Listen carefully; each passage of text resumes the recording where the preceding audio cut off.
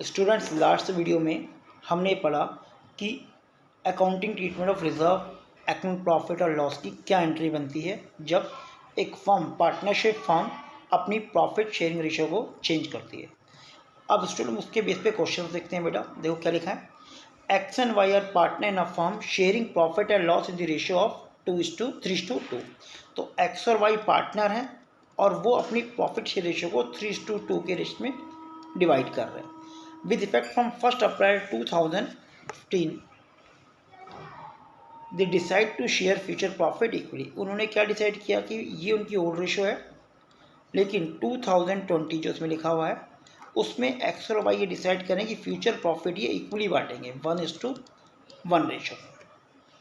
On that day of change in profit sharing ratio the profit, इस date पर जब firm ने decide किया है कि अपना प्रॉफिट रेशियो चेंज करेगी, कह रहा था profit and loss show the credit balance of 1,50,000। मतलब इस डेट पर इनके पास जो प्रॉफिट एंड लॉस अकाउंट के अंदर अमाउंट पड़ा है जिसका कि क्रेडिट बैलेंस है, क्रेडिट बैलेंस मतलब बेटा प्रॉफिट, वो है 1,50,000। ये ऑलरेडी इनके पास पड़ा है। इन नज़र हम कह सकते हैं कि इस डेट पर जो इनकी बैलेंस शीट बनी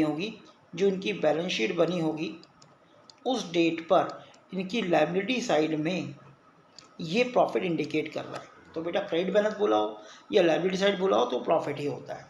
तो आगे क्या बोला हुआ है, कह रहा record the necessary journal entry for the distribution of balance of profit and loss immediately before the change in profit share ratio. मतलब जिस डेट पर वो चेंज कर रहे हैं उन्होंने डिसाइड किया है इस डेट पर बैलेंस शीट में जो हमारा प्रॉफिट लॉस बचा है इसको डिस्ट्रीब्यूट कर दो। राइट ऑफ इमीडिएटली लिखा है ना, डिस्ट्रीब्यूट। अब ये प्रॉफिट है, अगर हम इसको डिस्ट्रीब्यूट करें तो मैंने भी आपको एंट्री बना दी, हमारी एंट्री बनेगी यहाँ पे लिखता हूँ मैं, profit and loss account debit, profit and loss account debit 1,50,000 to जो पार्टनर है X capital to Y's capital account. अब ये किस रेशो में डिस्ट्रीब्यूट होगा तो मैंने आपको बता दिया ऑलरेडी जो प्रॉफिट हमारे पास पड़ा है रिजर्व की फॉर्म में, ये प्रॉफिट बेटा ओल्ड रेशो में डिस्ट्रीब्यूट होता है क्योंकि इस इतने सालों का प्रॉफिट है। जो हमने प्रॉफिट से अलग से हिस्सा रखा है तो वो अगर हम रिजर्व नहीं रखते तो इन दोनों पार्टनर को इस रेशो में बढ़ता। तो 1,50,000 जो है बेटा वो 3:2 रेशो में, मतलब 90,000 जो मिलेगा वो तो ए को मिल जाएगा और 60,000 जो है वो एक्स को, 80 जो है वो वाई को मिल जाएगा।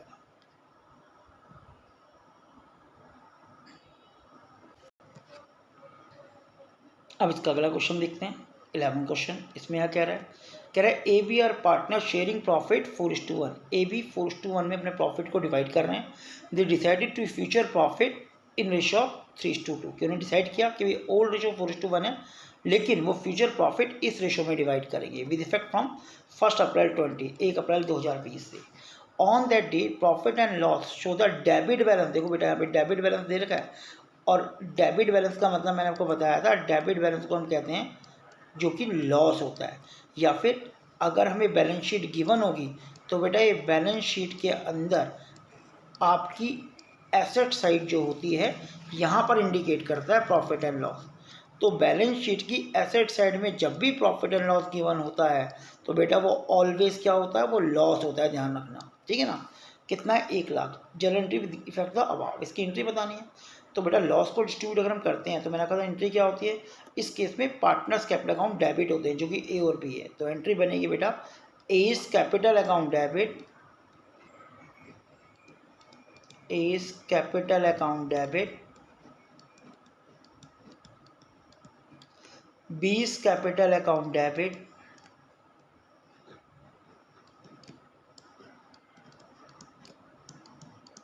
To profit and loss account. अब प्रॉफिट एंड लॉस कितना दे रखा है हमें, 1,00,000। तो यहाँ पे तो बेटा 1,00,000 आ गया। अब क्वेश्चन अराइज ये होता है कि 1,00,000 किस में बटेगा, ये हमारी ओल्ड रेशियो है और ये हमारी न्यू रेशियो है। तो जितना भी रिजर्व वगैरह होता है ऑलवेज ओल्ड रेशियो में बढ़ता है। तो ये 1,00,000 ए और बी में ओल्ड रेशियो में 4:1 में डिस्ट्रीब्यूट हो जाएगा जो कि निकलेगा 80,000 एंड 20,000। तो नरेशन आपकी वही आ जाएगी जो हमने पढ़ी थी, being distribution of accumulated loss between partners, ठीक है, in old profit sharing ratio. तो यहाँ से ये एंट्री निकल के आती है। तो हमने पढ़ा कि प्रॉफिट के केस में क्या एंट्री बनेगी और लॉस के केस में क्या एंट्री बनेगी।